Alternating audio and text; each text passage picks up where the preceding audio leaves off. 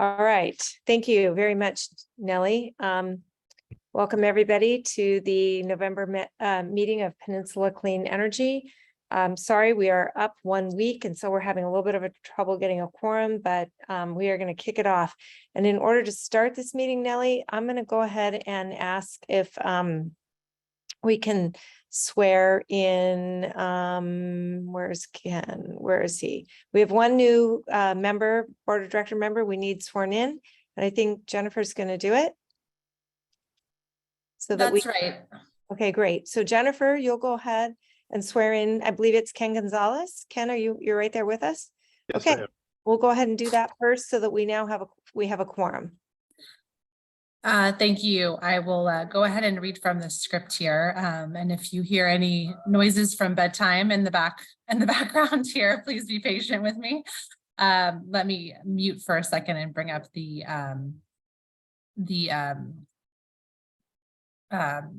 script. That's the word I'm looking for. Thank you. I have it right here. Thank you. One sec.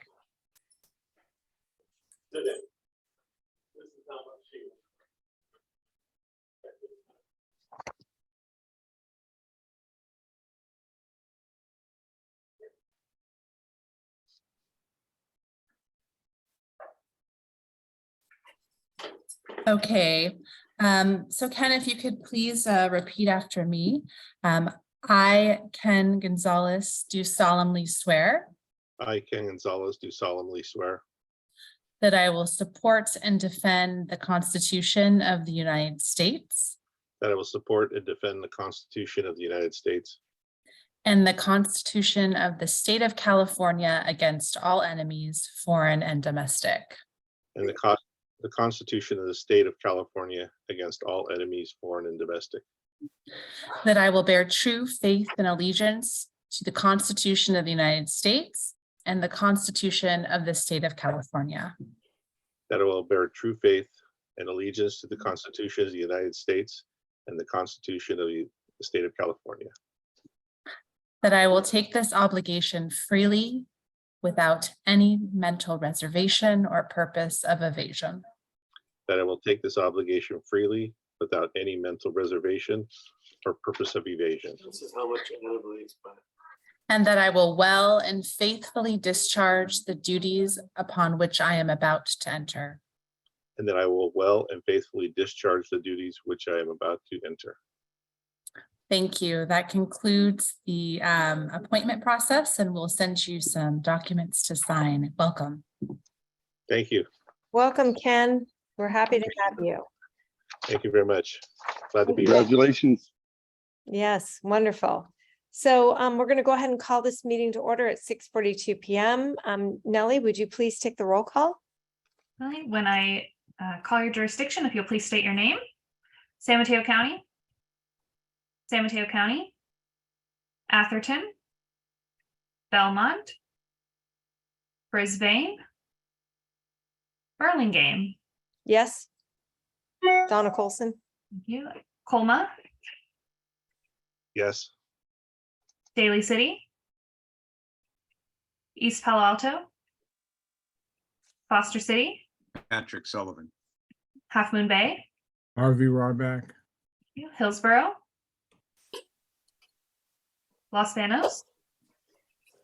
Menlo Park. Betsy Nash. Millbrae. Andres Funk. Pacifica. Portola Valley. Jeff Alves. Redwood City. Giselle Hill. San Bruno. Marty Medina. San Carlos. John Dugan. San Mateo. Rick Bonilla. South San Francisco. Woodside. Jen Wall present. Director Emeritus. Pradeep Gupta. Director Emeritus. John Keener. And we have a quorum. Thank you. Fantastic. Thank you very much. We're going to go ahead and open the meeting with public comment. Do we have anybody in the audience that would like to make a public comment on something that is not on the agenda this evening? I am looking and I don't see anything. Nellie, did anybody send anything in? via, No, okay, great. we've had no public comment submitted. Okay, thank you. All right.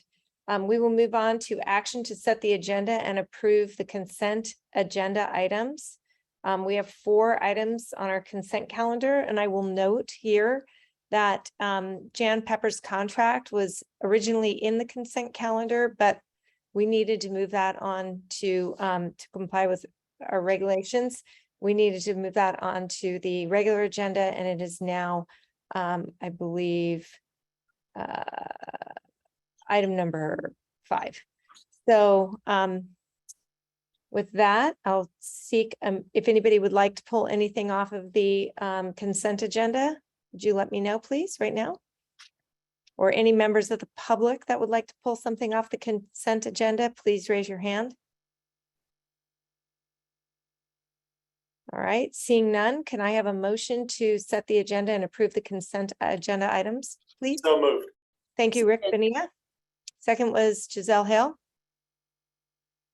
Can we have a roll call, please, Nellie?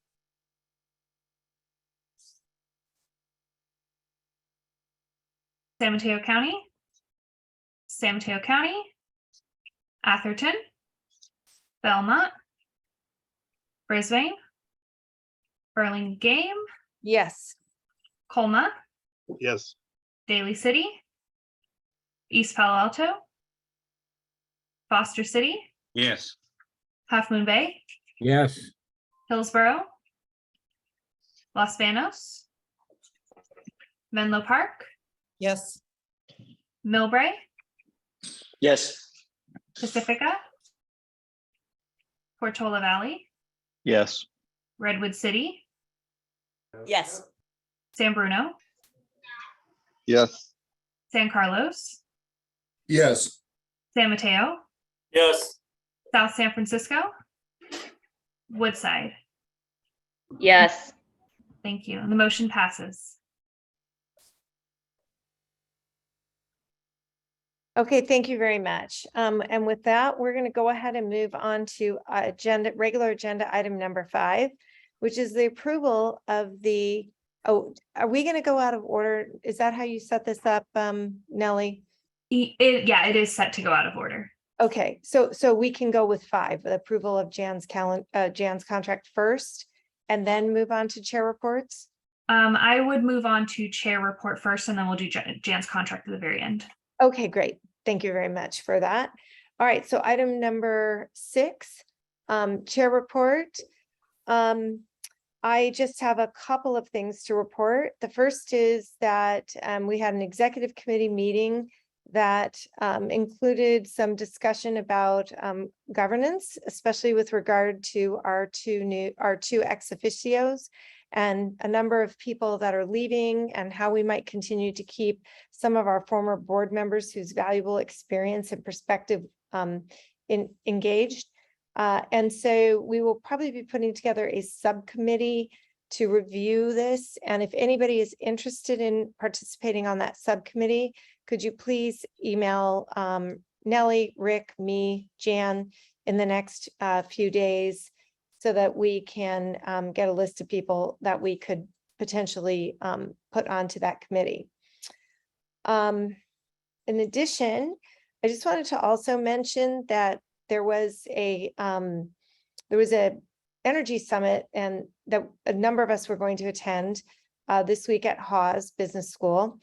And because they were on strike, we, in accordance with our sort of overall policies around supporting labor, decided that it was not appropriate to cross the picket line.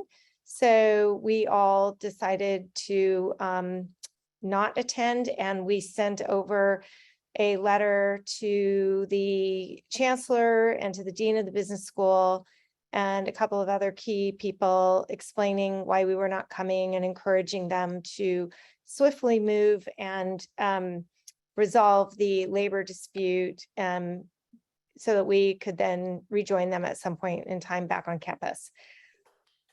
And then finally, I just want to mention and recognize that we have some departing colleagues. I think I'm going to get everybody today, but if I miss somebody, just please raise your hand and let me know. So first of all, I just want to mention, I'm going to go back here so I can keep an eye on my participants. I just want to recognize, first of all, Mayor of San Mateo, Rick Bonilla, who is here with us tonight. Rick was one of the original collaborators and early participants in the formation of the CCA movement, and in particular here in San Mateo County. He's been involved from the very start with this. His passion and perspective highly valued. He's often volunteered, most notably on our executive committee. Has helped with strategic planning. He's been incredibly focused and helpful on our workforce policy development, and he has always stepped up to interview our CAC candidates and often attends the CAC meetings. Rick, we are really going to miss you. We want to thank you for all of your assistance over the years, and hope you will continue to come back and join us. I want to say thank you very much. And I've done all of this out of just, love for everybody and everything, and trying to make sure we're doing the best we can. And this is the best we can for now. So we're working on it. Nothing's perfect, but we're going in the right direction. I'm very proud of my involvement here and of all of you who are involved, and will be carrying on with this as we go forward. I'm leaving the council, so that's why I'm leaving the board. But I'm not leaving. I'm not retiring, moving away. I'm going to be here. I'm still going to work on housing, transportation, climate, and equity. So thank you all very much. I appreciate, Donna, your kind words. You're very welcome, Rick. And we're doing this tonight as opposed to next month, because I know a lot of people are rotating off and there may be new people. But I believe that Jan may have something as well, and you're invited to attend the December meeting, all of you. The second person I have on my list is Larry May from Hillsborough. I don't believe he's here with us tonight, but Larry has been an active participant. And I want to thank him for his willingness to step up and chair audit and finance. It's been incredibly helpful. And his perspective and business acumen in that area has been very well received. And I think everyone has enjoyed working with him on that finance committee. Number 3, we have Giselle Hale, and I know she's attending 2 meetings tonight, so I don't want to catch her off guard here. I'm here. Good. Our Redwood City Mayor. I really appreciate, I have really appreciated working with Giselle. Consider her a friend, someone that I campaigned for and was delighted when she came on board, and really pleased when she decided to put her considerable talents and efforts toward working on Peninsula Clean Energy. And we are so lucky to have had her for the past few years. Her penchant for marketing and her data-driven analytics and results-oriented decision-making has really been beneficial as she's participated on our executive committee over the last few years, and she was of great help to me when we were doing our strategic planning. She brings a rare combination of business experience and compassion and foresight and thoughtfulness that you really don't see often in it's really hard to find that combination consolidated so well in an elected official. We all bring different talents, but her business acumen has been very valued here. Also want to thank her for her work on our ad hoc marketing committee, and as well for her advocacy around the e-bike program, which was one of the most successful programs that we launched at Peninsula Clean Energy. And I know you had a big hand in that, Giselle, and thank you very much. So just on behalf of the board, really appreciate you and hope you're going to stay with us and continue to work. I don't know if you have anything you want to say, but please feel free to take the floor. Thank you. Well, I'm mortified that I was unmuted for a bit there, so you could all hear my very loud children. I'm literally on 2 board meetings, and I'm frosting birthday cupcakes at the same time. I will miss these Zoom only meetings are so amazing for the for the parents, I will say. It's funny, I'm really proud of all the work I've done on council, and PCE it wasn't something I ran to do, but it was sort of it was the hidden surprise of impact and meaning and great friendships and collaboration. And so I've just enjoyed it, and that's why I've done so many subcommittees, and I enjoyed all of that work. And thank you to the staff for listening when I came to them with the e-bikes for everyone idea, and not turning it away. I just really appreciate this work, and I think it's just so important. So have been grateful to have been a part of it, and hope to keep in touch and help however I can. Thank you. Thank you, Giselle. We really, really appreciate your work here. Look forward to having you continue. We also have Laura Palmer-Lohan, who I don't believe is here tonight, but Laura joined us after she won a seat on the San Carlos City Council, most recently serving as mayor. She was on the executive committee, where she was, again, her very valuable business insights were helpful. She made significant contributions with her tireless focus on our 24/7 modeling and our procurement needs. I think she took a real passion into that area as well. And she was also a member of our ad hoc marketing committee, where she brought, again, significant value. So we will also really miss Laura, and I hope maybe she'll take a look at this tape, or someone will pass along to her our deep appreciation. And then we have. Hey, Donna. Yeah, I'll certainly pass those kind words on to Laura, and I do believe she will be at the December meeting. Fantastic. That would be really helpful. And yeah, please pass that along. And again, we'd love to see her in December before she moves on to other important work. Thank you. And finally, Tom Ferreira, who, as most of you know, was our contact with Los Banos. Tom was an incredibly visionary leader and somebody who came to us in a way. This is so cute. I love having all the kids on. Came to us at a time when we were trying to work on the expansion of Peninsula Clean Energy, and his willingness to work with us and bringing on some important CAC members has been invaluable, and we really wish him the best in his retirement.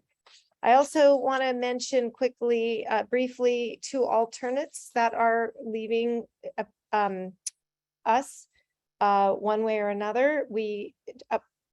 Although it has not fully been decided yet, but potentially Charles Stone, who's been an early, again, member and adopter, and has been an alternate for Belmont, and Joe Goethals from San Mateo County, who also was an alternate. I mean, San Mateo City was an alternate for Rick Bonilla.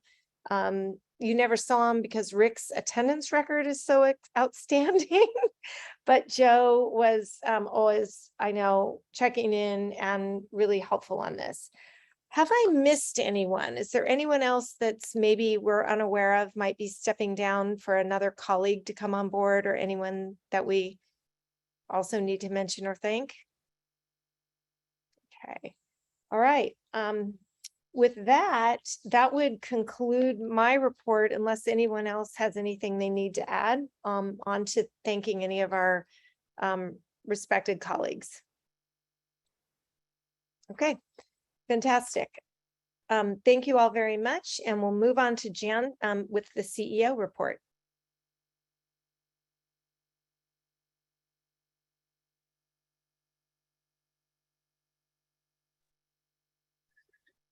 Okay, thank you. Great to see everyone here tonight. And I do want to mention that we have 3 action items tonight, and we just made quorum. So if any one of you leaves, we will not be able to take action. So I hope you can please stay until the end. It should be a fairly short meeting. Yeah, so I have a bunch of things to report on, but I'll try to go through it pretty quickly. So we still have the open position for the Director of Power Resources. We've hired a recruiter and we expect some candidates to be presented to us soon. We have also hired 2 new people. We have Brooke Morales, who's coming on Monday as our Senior Marketing Communications Specialist. And we have Justin Pine, who is, it's actually Justin, not Justine, who is, sorry about the typos here, who is starting on Monday, November 28th as our Strategic Accounts Manager. Next slide, please.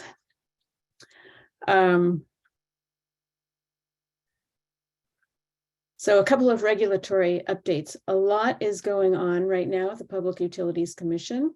So the NEM 3.0 proposed decision, this is the rooftop solar decision, was issued on November 10th, interestingly, 2 days after the election. And as you may recall, they issued a proposed decision last December, which caused a lot of controversy. They had a lot of public comment on it. They pulled it back and they've come out with a new proposed decision. And so I'll just go over kind of the top 4.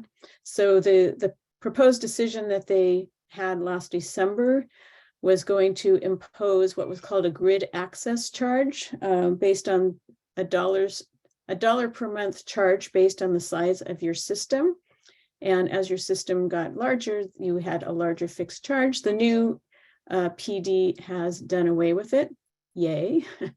The second item was how they're going to compensate excess generation, whether that would be at the wholesale rate or at an avoided cost calculator. And this new decision proposes adopting an avoided cost calculator plus methodology that will compensate excess generation based on avoided costs with a bonus, and that bonus will step down over 5 years. So it's an improvement over the previous PD. The third item is that there will be a 120-day, or they're proposing a 120-day window for utility customers who get their interconnection applications submitted. Let me say that again. Once they make the decision, which could be as early as December 15th, there will be 120 days before it will go into effect. So basically, there's a proposed 120-day window for people to submit their interconnection applications and stay on the NEM 2.0 tariff.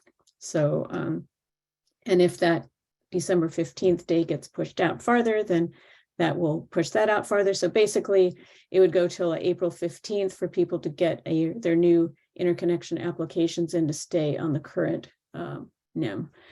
And then the earlier decision was going to force all NEM 1.0 and 2.0 customers onto the NEM 3.0 structure 15 years after the start of their NEM participation, and that is no longer being required. So it's moving in the right direction. Comments are due and reply comments are due over the next few weeks.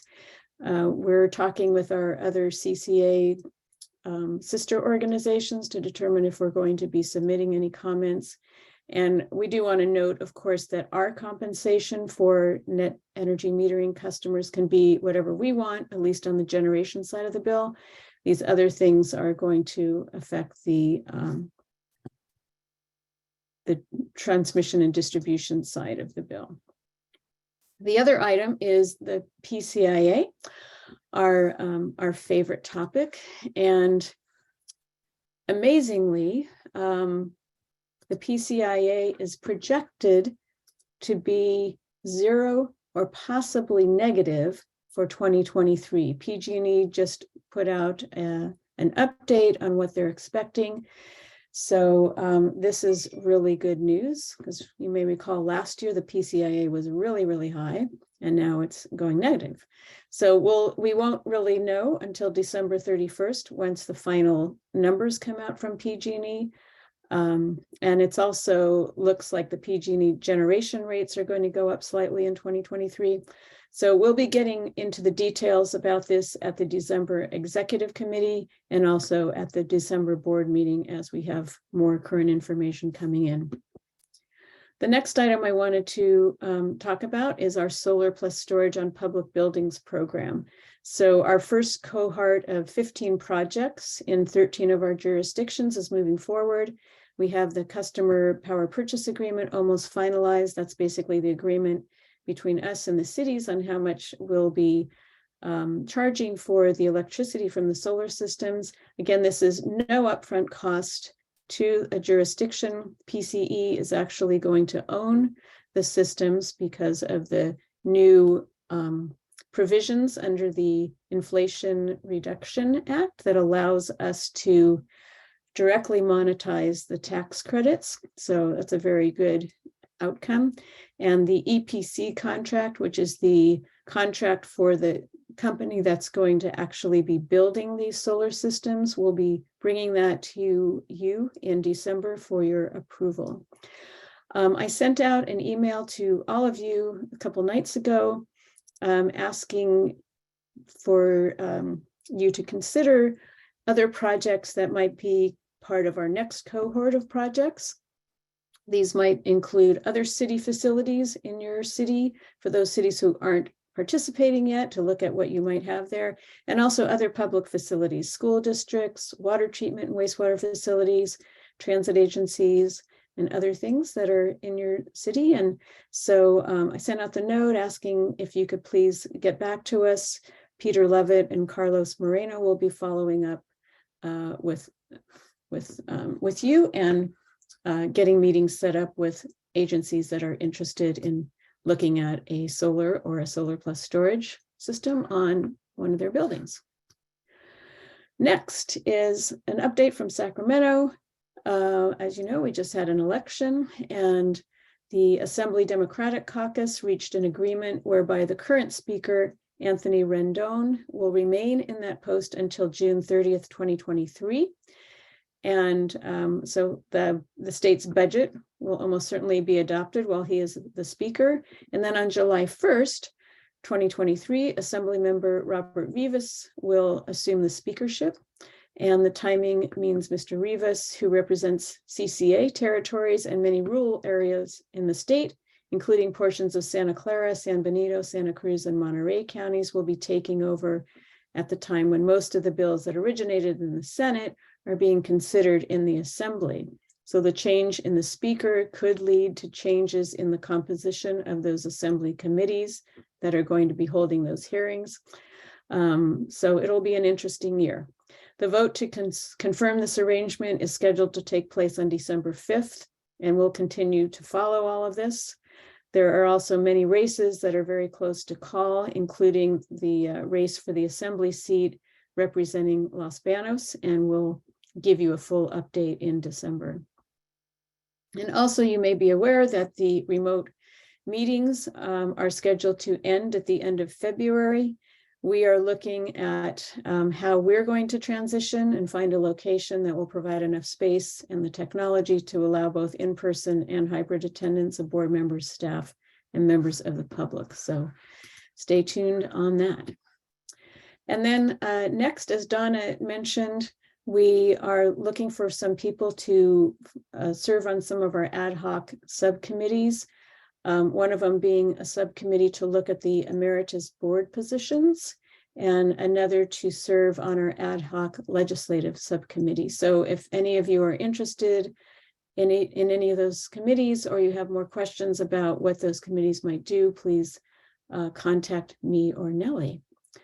And then next, Donna already went through this. We do want to thank those retiring board members, some of which will be their last meeting with Peninsula Clean Energy, but we would like to invite you back to our December meeting where we will formally recognize you.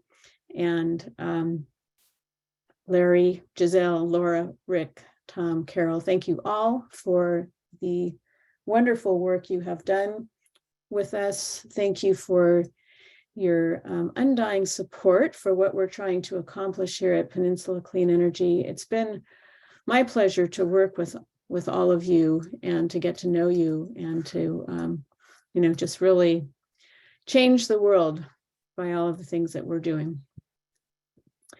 And then lastly, when are these upcoming meetings? So the Citizens Advisory Committee will be on December 1st, the Executive Committee on December 5th, Board of Directors on December 15th. So again, everything is moved up a week because of the holidays in December.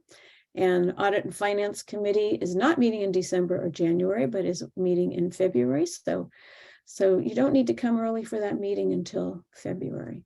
So happy to answer any questions if there are any out there.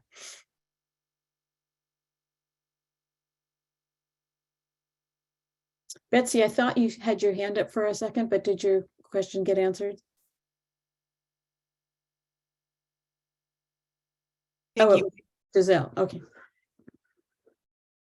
Thank you. And I realized that I actually have one more executive meeting left, so that was helpful. On the speaker transition, so it's helpful to know that Rivas has some CCAs in his current district. Do we know anything more about his position on both CCAs and climate change policy? Because he'll obviously be very influential on the agenda and how it's set. Yeah, I don't know. Mark is here, and Mark, if you can give us just a 30-second rundown on that. We are trying to keep the meeting short and keep the quorum here for our action items, but I'll turn. I'm sorry. Yeah, we can cover it later. Maybe you could just send it in the next board update. Okay, we can do that. Happy to do that. Sure, definitely. Thank you. All right. Betsy? Actually, I'll ask offline. Okay. No worries. Great. Okay. So if we don't have any more, Jan, is that a wrap then? That's a wrap for me. Thank you. Okay, fantastic. What we're going to do is we're going to hit the Citizens Advisory Committee report quickly, and then we're going to move Jan's item up right below that so we can get her contract approved for sure, because we need to get some logistics going on that. And then we're going to go ahead and hit the audited financials and the 100% renewable. So the Citizens Advisory Committee, I think I saw Cheryl here. Yes. Go ahead. Would you like to present, please? Yes, I'll give you an update on our last meeting. Hello, Director Colson and honorable members of the board. On November 3rd, the CAC approved a 2023 meeting schedule. Kirsten Andrew Schwinn, Senior Manager of Community Relations, informed us that the governor's pandemic declaration will expire at the end of February. So in March, for the first time since I've been around, the CAC will meet in the Redwood City office. Many members like me are excited to see each other face to face, but some prefer joining a hybrid meeting from a home computer. On that date, Kirsten shared that a hybrid meeting option for us is not possible right now. That maybe that will change. Member Michael Clausen had asked that the CAC discuss PCE's progress toward the goal of creating a minimum of 20 megawatts of local power by 2025. And he summarized at the beginning of this agenda item public comments that he had shared before the meeting. Peter Levitt, Programs Manager, Distributed Energy Resources, reviewed current and forecast installations to meet the 20 megawatt goal, the status of distributed energy resource programs planned, and a timeline predicting success by 2025. Michael asked if San Mateo County airports could be solar sites, if the Dos Palos project could be replicated in this county, why front of meter projects are so costly, and what barriers exist to developing microgrids. Vice Chair Jason Mendelson asked about PCE branding opportunities through signage on local projects, leasing land for renewable energy generation, and whether non-public buildings might be eligible for future solar plus storage programs. Sarah Mata, Senior Renewable Energy and Compliance Analyst, walked us through a thorough presentation about a modeling approach and strategy for meeting PCE's 24/7, 100% renewable energy goal by 2025. She explained that conservative cost estimates for providing 24/7 renewable energy indicate that procurement of up to 99% renewables can be achieved with just a 2% cost increase, while procurement of 100% would mean up to a 12% cost increase.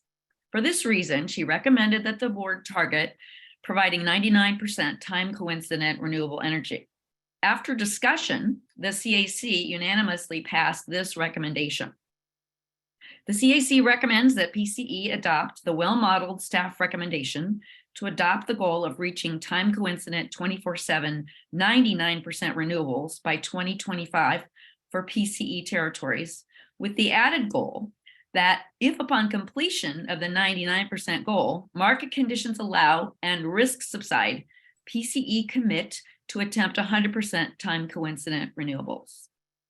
Mark Hirschman, Director of Government Affairs, pointed out that new candidates for assembly were running to govern PCE territory in parts of San Mateo County and Los Banos, and that the election will be certified December 5th.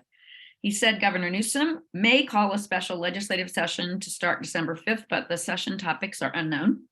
The regular session will run from January 4 till September 14. Newsom is going to release his new budget the second week of January, and the size of the overall budget may be smaller, according to Mark. He asked that CAC members email him comments about PCE's posted legislative and regulatory policy platform, which will be reviewed in January, as well as to send comments about future policy initiatives. Vanessa Shin, Community Relations Specialist, reminded us that PCE is asking for All Electric Leadership Award nominations. She reported that the 0% loan program is now alive, and she'll send media kits to members to help publicize it. That's all of my report. May I answer any questions? Thank you. Are there any questions or members of the public who have questions or would like to comment? I'm going to take it all at once. Okay. Seeing none. Thank you. I'll thank you, Cheryl, very much for your report, and we'll move on to what is called item 5 on our regular agenda. We're going to move that up now, which is the approval of the 7th amended and restated agreement between Peninsula Clean Energy Authority and CEO Officer Jan Pepper. This is an action item for the board. And just by way of background, we have had closed session with the board to discuss this. So there may not be a lot of discussion today. That doesn't mean that we haven't been thoughtful about this. And it's only just the protocol and the way that we're required to do this. So I'm going to go ahead and kick it off with a little background, and then we'll go ahead and open it up for questions, open it up to comments for the members of the public, and then we'll take a vote. In recognition of Jan Pepper's excellent service, leadership and service to Peninsula Clean Energy, as well as a comparative review of other salaries in the market, I'm proposing an amendment to her employment agreement with PCE, a copy of which was provided to the board in its packet and public at tonight's meeting. The following is a summary of the proposed amendment. 1, the term of Ms. Pepper's employment as CEO is modified to end on June 30th, 2023, with the potential for renewal, and also there may be some potential for a consulting arrangement in the future. Her base salary will increase to $406,000 as of July 1st, 2022. Her base salary will increase to $425,000 beginning January 1, 2023. All other compensation and benefits remain the same. Absent questions or comments, which I'm going to still open it up for, we'll then entertain a motion to approve the resolution and amendment in the packet. Okay, after a motion and a second vote before a vote. Okay, so I'm going to go ahead and open this up to all of us. Anyone who has a comment or a question, please raise your hand. Then what we're going to do is we're going to go ahead and take a motion and a second. But before we vote, we will open it up to the public for comment that they may have. So anyone on the board that would like to make a comment, please raise their hand. Okay, seeing none, can I get a motion and a second, please? I move to support staff's recommendation, give Jan the raise. Thank you very much, Rick Benia, for a motion. A second, please. Second the motion, Romero. Thank you, Carlos, for a second. All right, at this point, I'm going to go ahead and open it up to public comment. Is there anyone, any member of the public who would like to comment on this agenda item? Okay, I'm just looking quickly. Nellie, do you see anyone? I do not see any hand raised. Did you have any electronic communications? We have had no electronic communications. Okay, fantastic. With that, then I will go ahead and ask for a roll call vote.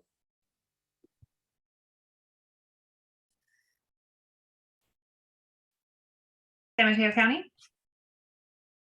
San Mateo County. Atherton. Belmont. Brisbane.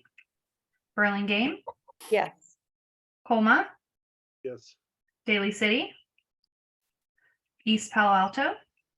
Yes. Foster City. Yes. Half Moon Bay. Yes. Hillsborough. Los Banos. Menlo Park. Yes. Millbrae. Yes. Pacifica. Portola Valley. Yes. Redwood City. Yes. San Bruno. Yes. San Carlos. San Carlos. Director Dugan, do we still have you on the call? Muted. Okay, great. Can I be heard? Yes. Okay, thank you. San Mateo, Yes. South San Francisco, and Woodside. Yes. Thank you, and the motion passes. All right, thank you, everyone. Jan, congratulations. This is a well-deserved raise and compensation, yes. And on behalf of the entire board of directors, we want to thank you for your continued service. And just look forward to working with you for the next few months here. Thank you. Thank you great. to the board. Appreciate your support. It's Great. It's lots of fun working here. Good. Well, with that, I'm going to go ahead and move back to item number 9, approval of our audited financials for the fiscal year end 2022. This is an action item. Hello, honorable members of the board. Christina Alagar Cordero, CFO of Peninsula Clean Energy. I'm presenting a short few slides to approve the audited financial statements for fiscal year 21-22 for PCE. We just so everyone knows, we have members of our audit team at Pizzenti and Brinker, Brett Bradford, in the audience in case there are any questions. Let's move on to the first slide, please. Over the course of the past several months, we've worked with our auditors and have a audited financial statement for fiscal year 22. Through the course of the auditor's work, are the following conclusions. The auditor has produced an unmodified opinion on our financial statements that they are materially accurate, that there are no significant deficiencies or material weaknesses in internal controls noted. The significant accounting policies adopted by PCE are appropriate and consistently applied. There are no significant or unusual transactions or applications of accounting principles where a lack of authoritative guidance exists. And there are no disagreements with management concerning the scope of the audits, the application of accounting principles, or the basis of management's judgments on any significant matters. All in all, a clean opinion of our audited financial statements for fiscal year end 22. Let's go to the next slide, please. Overall summary and recommendation. The auditors met with the Audit and Finance Committee on October 12th of 2022 and reviewed the draft financial statements, had a private meeting with auditors to ask questions, and also approved a resolution recommending approval by the board of directors. This audit was complete and signed off on by the auditing firm on November 8th of 2022. And the audited financials are included in your packet. The recommendation is to approve the audited financial statements, and happy to answer any questions that board members may have. Okay, thank you very much, Christina. Excellent report. Glad we're getting a clean audited financials statement. Does anyone on the board have a question or concern for Christina? Okay, we'll open it up. Members of the public. Does anyone from the public have a question? Okay, seeing none. I'll go ahead and ask if someone would like to make a motion to approve the audited financials for the fiscal year in 2022. I move to do that. Thank you, Rick. Do we have a second? I move to second that. Thank you, Carlos. Quick draw, Rick and Carlos tonight. Thank you very much. Let's go ahead and have a roll call vote, please. San Mateo County, Atherton, Belmont, Brisbane, Burlingame, Yes. Colma, Yes. Daly City, East Palo Alto, Yes. Foster City, Yes. Half Moon Bay, Yes. Hillsborough, Los Banos, Menlo Park, Yes. Millbrae, Millbrae, I'll circle back, Pacifica, Portola Valley, Yes. Redwood City, Yes. San Bruno, Yes. San Carlos, Yes. San Mateo, Yes. South San Francisco, Woodside, Yes. yeah, and circling back to Millbrae. Yes. Thank you. And the motion passes. Thank you very much. All right, moving on to item number 10. Adopt staff's recommendation on delivering 100% renewable energy annually on a 99% time coincidence basis. This is an action item. And Jan, who is presenting this? Mehdi Shariari will be making this presentation. All right, Mehdi, great. Hello, everyone. This is Mehdi Shariari. I'm a senior analyst in the Power Resources team, and we are super excited to bring this recommendation to the board. This is based on our the results of our analysis on 24/7 strategy that we presented to the board back in September. And today we would like to ask the board to adopt staff's recommendation on delivering 100% renewable energy annually on a 99% time coincident basis. So as you know, as part of our strategic plan, our top organizational priority is by 2025, deliver 100% renewable energy each and every hour of the day. And that's basically the part of a strategic plan that we would like to update based on the 99% time coincident recommendation. So how we got to this place, how we end up with this recommendation, we can look at our progress to date.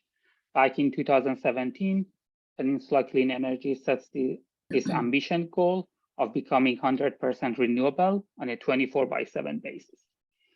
In 2020, we started the development of our 24/7 planning model. And in 2021, we finalized the model development and started to work on our initial results. We shared our findings with the board back in September of 2021, and we also published the first part of our white paper last year. In 2022, so far we have finalized our modeling work. We shared our 24/7 strategy recommendation with the board back in September, and we have been working on developing part 2 of the white paper. So basically, why do we have this goal? And currently, Peninsula Clean Energy delivers to all of our customers electricity that is either GHG free or renewable on an annual basis.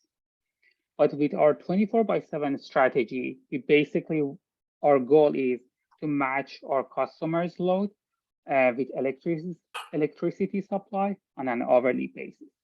And in this way, we will not be relying on any system power. And we believe this way this is the most efficient way to reduce the GHG emission. So basically, we believe this hourly framework is much more beneficial compared to an annual framework. And in order to better understand the differences between this hourly framework with an annual framework, we can look at Peninsula Clean Energy's hourly emission footprint from 2021. So this graph, you can imagine this heat map or graph as a table, which the rows on this table or basically graph are hour in a day, and each column is one single day. And each cell would be 1 hour in the whole year. So there are 876 cells, which corresponds to 1 hour in a year. Where the cells are green, it shows there is no emission associated with our electricity generation. And when they started to get yellow, orange, or red, the emission from our generation is basically increasing. While based on the industry standard of the annual accounting, we claim that in 2021, we were carbon-free on an annual basis. But when you look at the hourly footprint, you can basically see there are emissions associated with our portfolio. And if all entities follow this kind of annual framework, you can see there is no way to remove all of the emissions from the electricity grid. So that's why we need an hourly framework and hourly matching of demand and supply to be able to remove all of the emissions from the grid. And the way we have been thinking about our time coincident renewable goal is we have multiple phases. The phase 1, which we use that based on a planning forecast, is we would like to achieve that by 2025. And we are targeting a time coincident renewable energy using long-term forecasts of load and generation. And then we can continue to evaluate the costs and benefits of delivering time coincident renewable energy in real time, but that is beyond 2025, and that is phase 2 of our plan. And the way we have been working on our modeling, we started with scenario design, what kind of scenarios we would like to look at, what are the modeling tools available to us. And we started to use 2 different models. One is the match model, which is a model that we built internally. This is a deterministic portfolio planning. And this model basically tells us what kind of resources we need in our portfolio to be able to achieve a specific time coincident target. When we get the results from this match model, we use them as input to our stochastic model, which is PowerSim. And then this stochastic model performs portfolio analysis for us. And then we can, in this way, quantify the risk around generation and market prices, and how much risk is around the cost of our portfolio. And we have been doing this kind of analysis for the last 2 years, going back and forth between the different models, changing the scenarios, changing the inputs to make sure we have a reliable set of results. And that's how we got to a final recommendation. In terms of the different scenarios that we have considered, we grouped them into 2 different categories. One is the annual renewable, the other is 24/7 renewable. Within the annual renewable, we have 2 different scenarios, which is one is our current portfolio. That's basically all of the contracts that we have signed to date. And then we make sure that portfolio is 100% renewable on an annual basis through short-term renewable contracts. The other type of scenario we looked at was the annual 100% renewable. We call it annual 100%. And that's basically by adding long-term PPA contracts to our portfolio. And then we have the second set of type of renewable, which is the 24/7 renewable. And all of these are hourly matching of supply and demand. And we start with less perfect matching at 90%, up all the way to like a complete perfect matching of 100%. And just a note, all of these hourly scenarios satisfy the 100% annual goal. So if you look at that annual like framework, all of these at least and generate 100% of our load on an annual basis. Okay, so, and also in the next few slides, I will go over some of the results. We presented all of these results to the board back in September, but just a brief summary. So when we did all of this modeling, the first set of results we usually look at is like how much capacity, what kind of resources we need in our portfolio to be able to achieve these time coincident target. So if you look at this graph, on the vertical axis, we have capacity in megawatt. On the horizontal axis, we have the different scenarios. And you can see the different colors shows like different resources in our portfolio. And all of these annual 100% and the hourly scenarios, the total capacity already includes the already signed contracts that are part of the current portfolio. So basically, if our current portfolio has around like 1200 megawatt capacity, to get to hourly 99%, we need to add around like 600 or 700 additional megawatts to our portfolio to achieve that 99% target. And as you can see, like in general, with higher time coincident target, we need a larger capacity. We need like more resources in our portfolio. And also with higher time coincident target, we need more firm resources, such as geothermal, and more flexible resources, such as storage in our portfolio. So the question is like how these like resources, adding these resources would change the cost of our portfolio. Based on our analysis, time coincident renewable energy procurement up to 99% can be achieved with only 2% cost increase. The numbers you see in this table, these are all our expected cost of energy relative to current portfolio. So if there's a negative number, it basically shows the cost of energy is lower than current portfolio. If there's a positive number, it shows the cost of energy is higher than the current portfolio. As you can see, for example, for the hourly 99%, the cost of energy is around 2% higher than our current portfolio. However, if we want to go all the way to an hourly 100% scenario, our cost of energy could increase significantly by around 12%.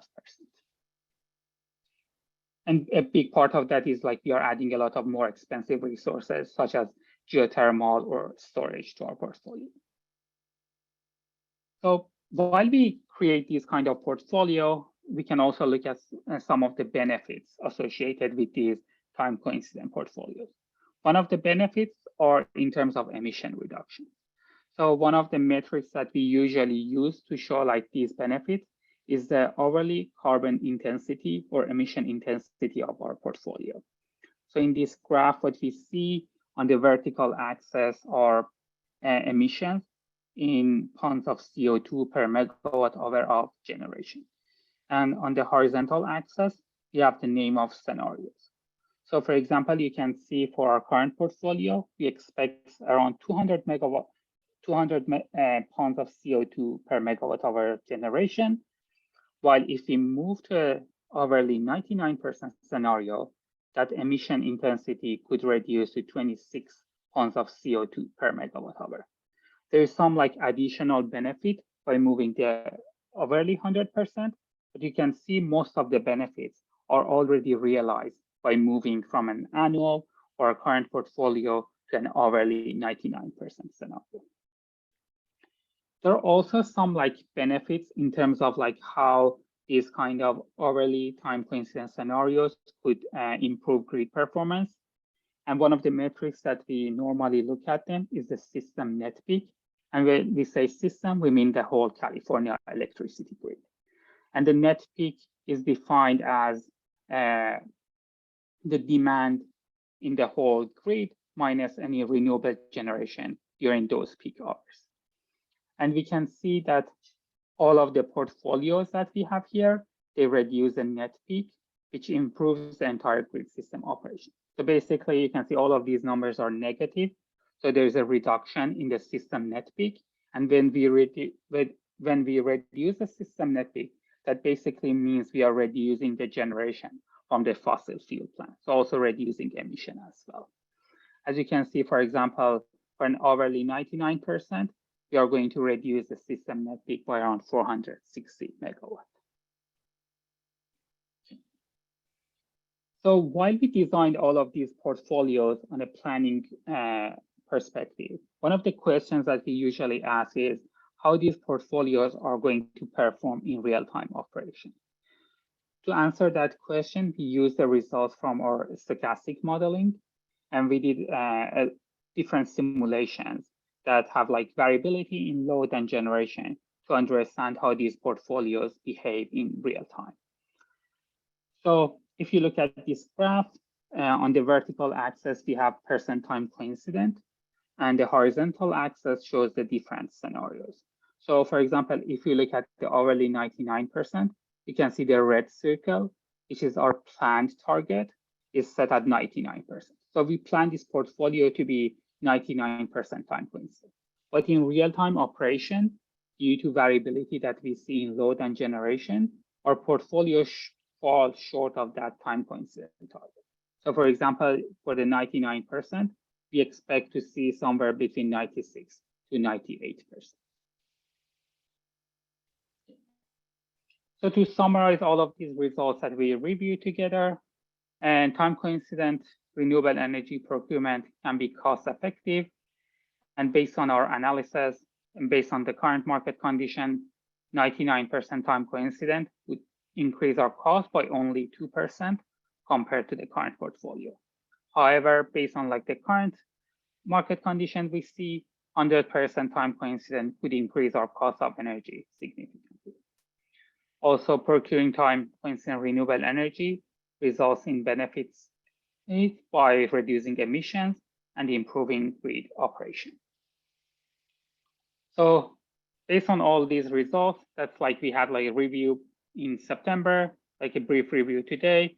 We would like to ask the board to adopt staff's recommendation on delivering 100% renewable energy annually on a 99% time coincident basis. All right. Thank you very much, Mehdi. Are there any questions by members of the board? I think we've reviewed this at least 2 or 3 times, it feels like, and I think we've asked a lot of questions, but I'm willing to entertain more if anybody has any. So we have some new people. All right. If not, I'd be willing to make a motion, Chair. I second. Thank you. Well, before I finish, I did want to say I really appreciated that last chart. That really helped to visualize the utilization. So thank you for that, Mehdi. Yeah, thank you very much. And Patrick, thank you for that motion. We'll accept that, Director Hale. And I had a question. Director Sullivan, please. Yes. Yeah, I had a question. I'm new, so I hopefully I can ask an intelligent question on this presentation to Mehdi.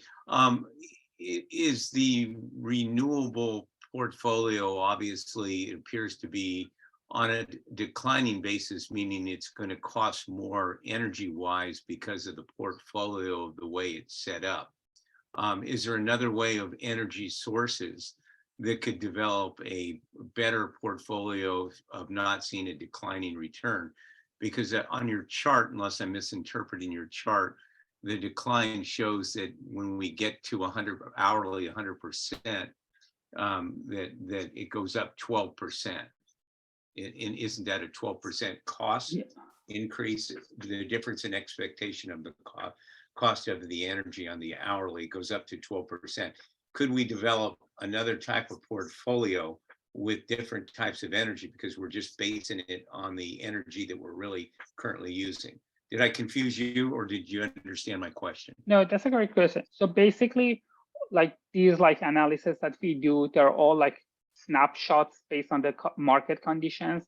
So based on like the prices that we see currently in the market for like geothermal or storage, the prices, because of like the supply chain issues, you know, everything we see in the market, like inflation, all prices are elevated.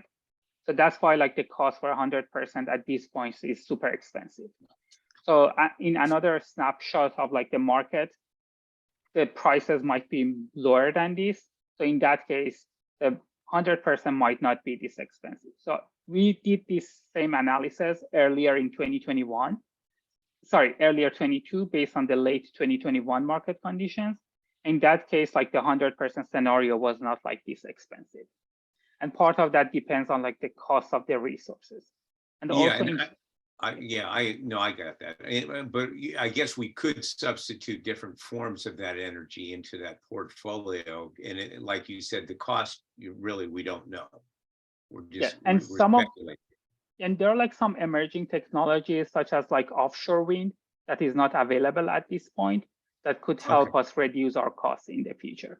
But like this analysis is basically based on the type of resources that are available for us to contract with in 2025. So maybe like in a few years later, that could change based on like the cost for different resources. Okay. Yeah, I think you've answered it. Thank you. Thank you. And then Jeff? Oh, I was going to just follow up on Mehdi, but if you've answered the question, then I'll pass. Okay, John? Yeah, the same thing, but what I want to point out to Patrick is that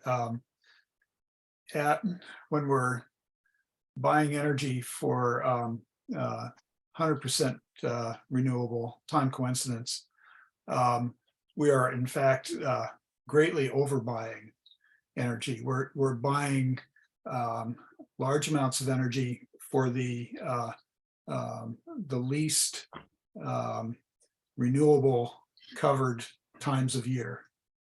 So that would be in the night hours in the winter. And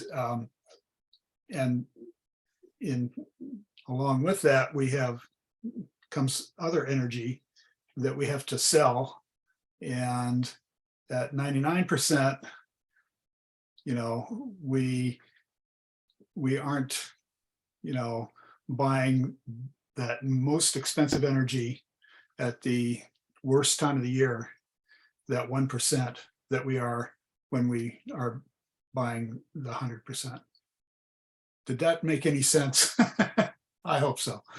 Yeah, it did, but like I said, the big factor for all of us is the usage of that energy once we obtain it, and how quickly we use it or don't use it. Because is the energy it's stored at 100%, or does the energy lose its capacity to be 100% over time? I will weigh in here. The energy doesn't go away, but to go from 99 to 100%, the way you do that is basically by creating redundancy. You basically, to really be reliable, you have to have stuff that you never expect to use. So that last bit of storage we're adding to become the thing that we're relying on in the worst case scenario is energy that we would use maybe 1 hour out of the year, but you still got to pay for it. So you're paying for a significant chunk of energy, and a much larger chunk. Just even that last 1%, you're paying for something that you just really honestly never expect to use, and so it adds to your cost without actually providing any real energy on a regular basis. Okay, no, thanks very much. I didn't mean to get to it. It's my family. It's a good question. Yeah. Okay. Any other questions? Or I will also open it up to public comment if there is any. Tom? Thank you. Yeah, I think, the exploration of how to reduce carbon in the county is really interesting, but I think maybe the examination of the carbon reduction available by cleansing the portfolio to be 24/7 clean without transactions, because I think really what you're doing is you're decreasing the number of transactions you do with other entities. You're procuring all your own long-term contracts and then trying to decrease any transactions. But that doesn't seem to me like a reasonable goal to do when we're in a large grid where transactions are easy. The county faces a really big climate problem on just trying to reduce all the fossil fuel use in all the other areas like transportation, buildings, the natural gas, and especially all the upstream leakage when we count that in.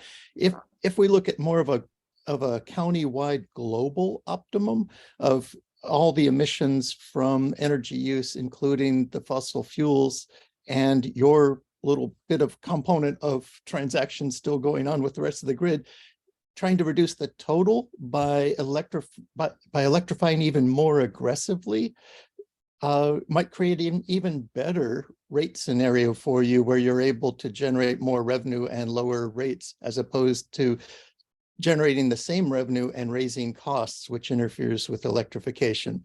So one suggestion would be to try to put a policy cap on the amount you would spend in pursuit of the 24/7 goal. And another idea would be to go and re-look at the studies of how might you operate your portfolio and programs in a way that reduces the total countywide greenhouse gas emissions, instead of just the electric transaction makeup emissions. Thank you. Thank you, Tom. Jan will note that for staff. Appreciate the comment, Tom. All right, I have. Could I go just ahead, make, Jan. could I Yes, just of make a course, comment? please. We actually don't do this in a vacuum. We still will be doing transactions with others as we buy and sell our electricity. So, but we can have a further conversation with Tom offline. Thank you. Okay, John Keener. And one more thing I would note is that the cost of our electricity to us as consumers, something like 2/3 of that cost is transmission and delivery costs, which are paid to PG&E. We at PCE don't see any of that. So just bear in mind where the majority of the electricity costs are going. Okay, thank you. All right, anyone else? All right, we have a motion on the table by Director Hale. Believe Director Bonilla, did you second that? Yes. Okay, fantastic. So we have a motion and a second. I'll go ahead and ask Nellie for a roll call vote, please. And while we're getting that set up, thank the staff for their hard work on this, Medi in particular. Excellent work. All right, San Mateo County. San Mateo County. Atherton. Belmont. Brisbane. Burlingame. Yes. Colma. Yes. Daly City. East Palo Alto. Yes. Foster City. Yes. Half Moon Bay. Yes. Hillsborough. Yes. Los Banos. Menlo Park. Yes. Millbrae. Yes. Pacifica. Portola Valley. Yes. Redwood City. Yes. San Bruno. Yes. San Carlos. Yes. San Mateo. Yes. South San Francisco. And Woodside. Yes. Thank you. And the motion passes. Thank you very much, Nellie. And thank you to everyone who's hung in there for tonight, so we could keep a quorum and get all of our work done. With the conclusion of that item, the last thing we have on our agenda tonight is board member reports. I don't know if there are any. Okay. Seeing none, then I believe we are ready to adjourn.